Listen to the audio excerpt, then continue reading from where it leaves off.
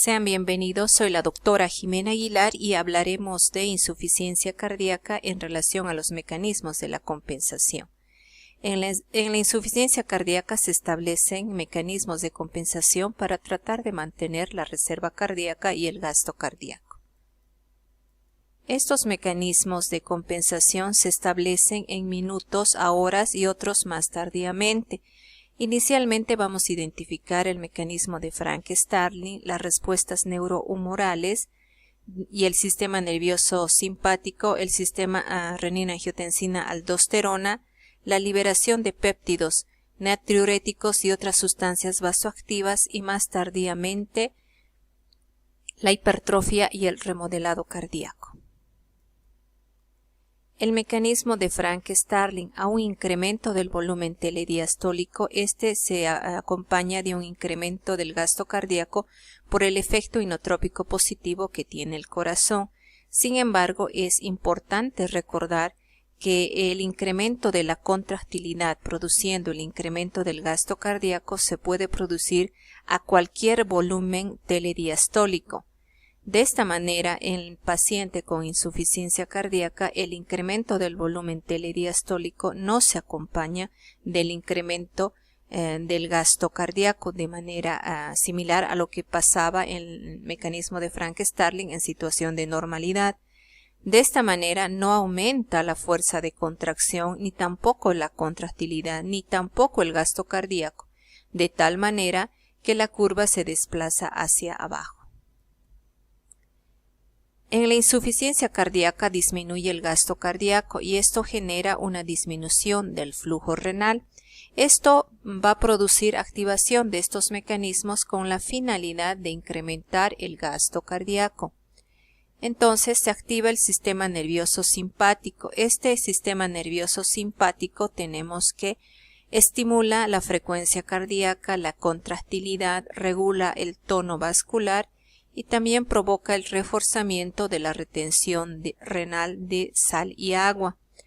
Esa disminución del flujo renal que inicialmente indiqué justamente estimula la mayor retención, se activa el sistema renina-angiotensina-aldosterona y hormona antidiurética para aumentar ese volumen y el retorno venoso y aumentar la precarga. Esto generaría un incremento del gasto cardíaco por mecanismo de Frank-Starling. Sin embargo, este mecanismo puede tornarse en un mecanismo maladaptativo y generar congestión sistémica. El incremento de la precarga puede generar también un incremento de la tensión parietal ventricular y aumentar el consumo de oxígeno y generar isquemia, alterar el metabolismo hacia un metabolismo anaerobio y generar mayor disfunción. Por otra parte, también puede producir el incremento de la presión auricular, el incremento de la presión capilar pulmonar y congestión pulmonar. El incremento de la presión auricular puede estimular la producción de arritmias y la liberación de los péptidos natriuréticos. Se establece o se activa el sistema nervioso simpático. Ante esa disminución del gasto cardíaco se estimula de manera directa la frecuencia cardíaca. También la contractilidad, se produce la regulación del tono vascular con una redistribución de flujos hacia la vasodilatación para asegurar la perfusión de algunos órganos trascendentes como el cerebro y el corazón y la redistribución hacia la vasoconstricción en algunos órganos como la piel, sistema esplácnico y el riñón. Esto con la finalidad de incrementar el gasto cardíaco y la presión arterial. Pero este mecanismo puede convertirse en un mecanismo maladaptativo y producir una estimulación beta-adrenérgica anómala, y esto generar taquicardia, vasoconstricción y arritmias. La taquicardia y las arritmias pueden alterar la demanda de oxígeno, incrementan la demanda de oxígeno y pueden relacionarse o producir isquemia cardíaca y daño miocitario, afectando la capacidad de contracción y de relajación del corazón. Por otro lado, también las arritmias pueden generar muerte súbita. La vasoconstricción puede generar incremento de la resistencia vascular sistémica y disminuir el aporte de oxígeno, y eso generar isquemia y daño miocitario. Se activa el sistema renina-angiotensina-aldosterona, esto secundario a la disminución del gasto cardíaco, y eso genera disminución del flujo renal. Se libera la renina y aumenta la concentración de angiotensina.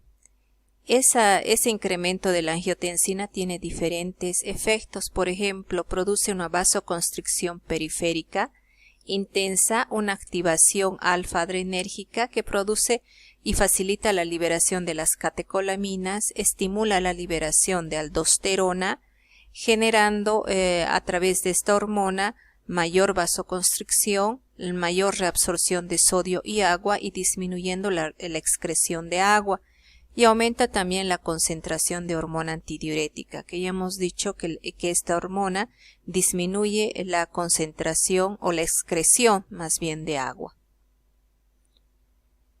Esta hormona y la aldosterona están relacionadas también con el estrés oxidativo, la disminución de sustancias vasodilatadoras como el óxido nítrico, la inflamación vascular, la fibrosis cardíaca, la taquicardia y las arritmias.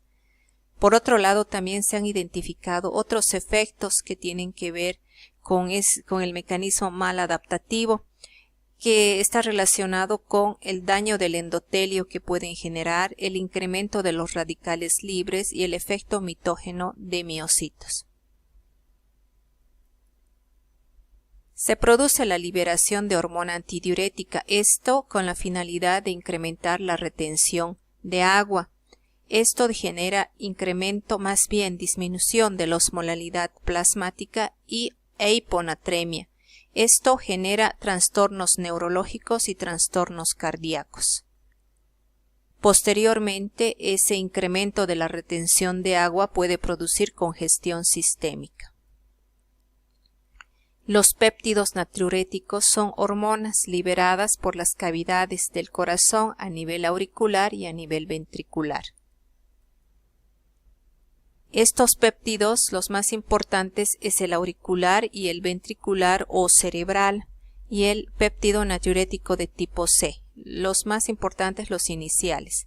Esto es muy importante porque tienen funciones de manera general, inhiben el sistema nervioso simpático y al sistema renina-angiotensina-aldosterona, facilitan la natriuresis y diuresis, y esto lo producen a que aumentan la filtración glomerular y disminuyen la reabsorción tubular de sodio.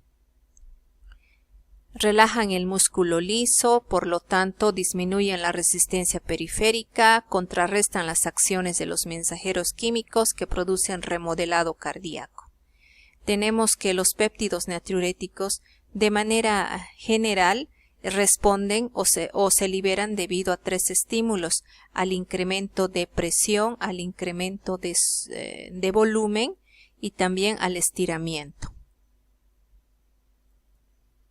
Las endotelinas son liberadas por las células endoteliales y tenemos que generan vasoconstricción potente, proliferación de células musculares lisas, se han relacionado con la hipertrofia miocitaria y tienen un efecto antinatriurético. Una de ellas identificado, que es la de tipo 1, en relación al desarrollo de hipertensión pulmonar en pacientes con insuficiencia cardíaca.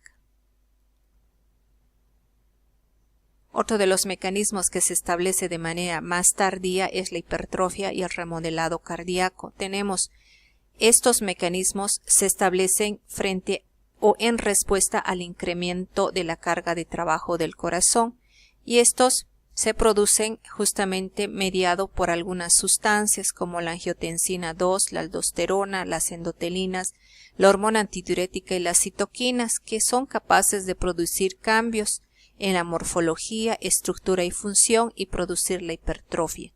La hipertrofia tiene efectos benéficos, pero también tiene efectos que no lo son. Dentro de los efectos benéficos tenemos que La hipertrofia tiene la finalidad de incrementar el gasto cardíaco.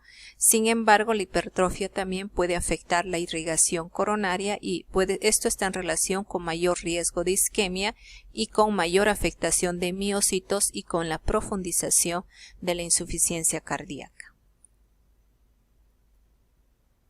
Cuando hablamos del remodelado cardíaco, hay que identificar que a nivel cardíaco existen las células miocíticas y las células no miocíticas. Las células miocíticas están relacionados con los cambios inapropiados estructurales y funcionales que se producen en la hipertrofia, y las células no miocíticas están relacionados con otras características. Por ejemplo, vamos a identificar macrófagos, células endoteliales, musculares lisas vasculares y fibroblastos. Los fibroblastos generan fibras colágenas y estos están relacionados con la fibrosis cardíaca.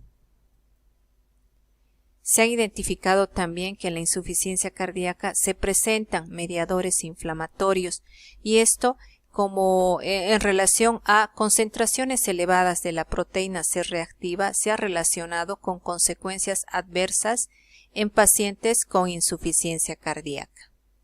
Los mediadores inflamatorios tipo PCR están en relación con diferentes factores de riesgo. Fin de la tercera parte.